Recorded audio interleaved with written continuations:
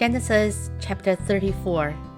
Now Dinah, the daughter Leah had born to Jacob, went out to visit the women of the land.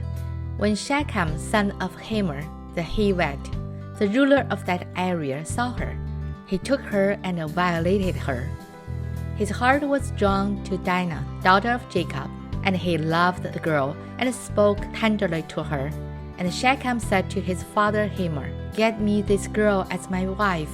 When Jacob heard that his daughter Dinah had been defiled, his sons were in the fields with his livestock, so he kept quiet about it until they came home. Then Shechem's father Hamor went out to talk with Jacob. Now Jacob's sons had come in from the fields as soon as they heard what had happened. They were filled with grief and fury, because Shechem had done a disgraceful thing in Israel by lying with Jacob's daughter, a thing that should not be done. But Hamor said to them, "My son Shechem has his heart set on your daughter. Please give her to him as his wife. Intermarry with us. Give us your daughters and take our daughters for yourselves. You can settle among us. The land is open to you.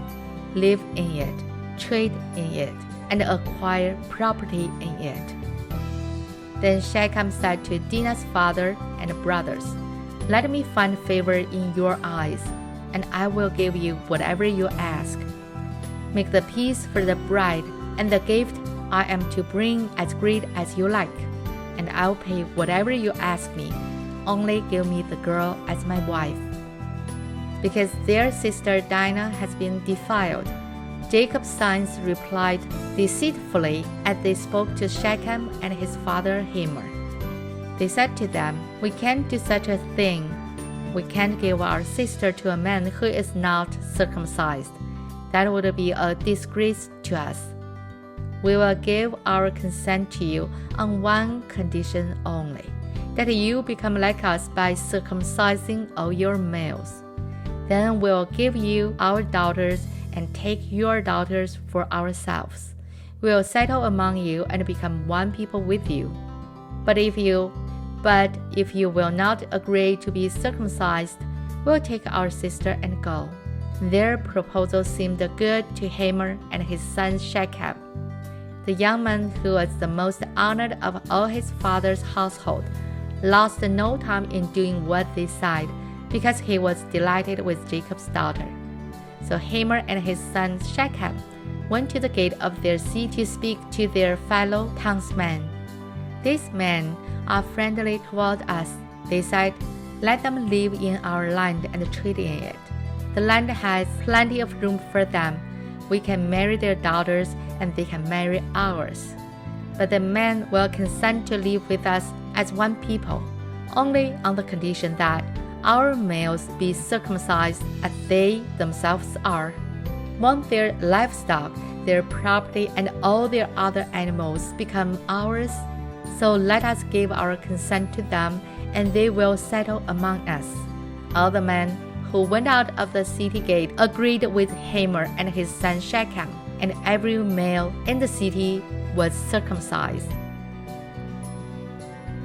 3 days later, while all of them were still in pain, two of Jacob's sons, Simeon and Levi, Dinah's brothers, took their swords and attacked the unsuspecting city, killing every male.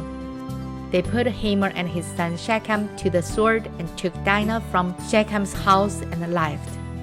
The sons of Jacob came upon the dead bodies and looted the city where their sister had been defiled. They seized their flocks and herds and donkeys and everything else of theirs in the city and out in the fields. They carried off all their wealth and all their women and children, taking as plunder everything in the houses.